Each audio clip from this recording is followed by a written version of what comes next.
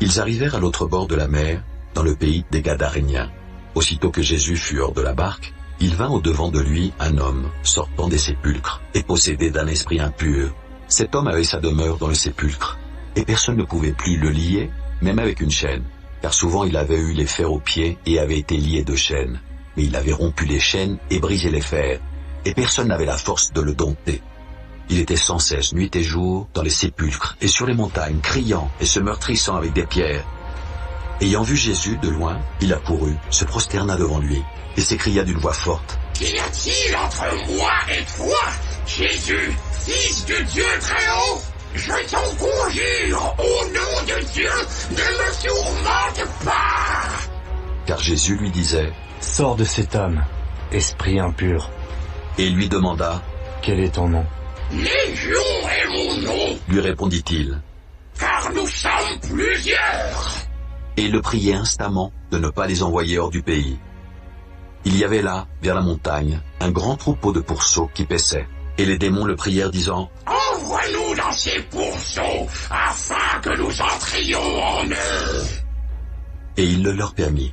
Et les esprits impurs sortirent, entrèrent dans les pourceaux, et le troupeau se précipita des pentes escarpées dans la mer. Il y en avait environ 2000, et ils se noyèrent dans la mer.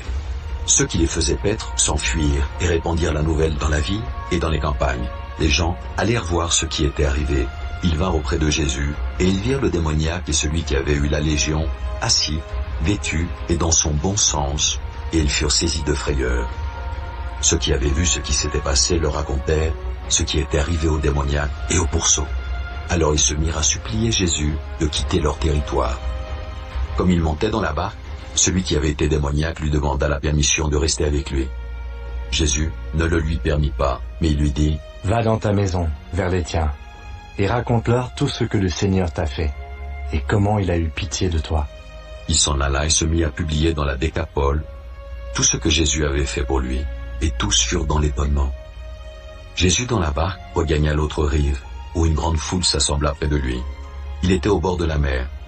Alors vint un des chefs de la synagogue, nommé Jairus, qui l'ayant aperçu, se jeta à ses pieds et lui adressa de cet instant de prière. « Ma petite fille est à l'extrémité. Viens, impose-lui les mains, afin qu'elle soit sauvée et qu'elle vive. » Jésus s'en alla avec lui, et une grande foule le suivait et le pressait. Or il y avait une femme atteinte d'une perte de sang depuis 12 ans. Elle avait beaucoup souffert entre les mains de plusieurs médecins. Elle avait dépensé tout ce qu'elle possédait. Elle n'avait éprouvé aucun soulagement, mais elle était allée plutôt en empirant. Ayant entendu parler de Jésus, elle vint dans la foule par derrière et toucha son vêtement, car il disait « Si je puis seulement toucher ses vêtements, je serai guérie. » Au même instant, la perte de sang s'arrêta, et elle sentit dans son corps qu'elle était guérie de son mal. Jésus connut aussitôt en lui-même qu'une force était sortie de lui, et se retournant au milieu de la foule, il dit « Qui a touché mes vêtements ?» Ses disciples lui dirent « Tu vois la foule qui te presse et tu dis « Qui m'a touché ?» Et il regardait autour de lui pour voir celle qui avait fait cela. La femme, effrayée et tremblant, sachant ce qui s'était passé en elle, vint se jeter à ses pieds et lui dit toute la vérité. Mais Jésus lui dit « Ma fille, ta foi t'a sauvée.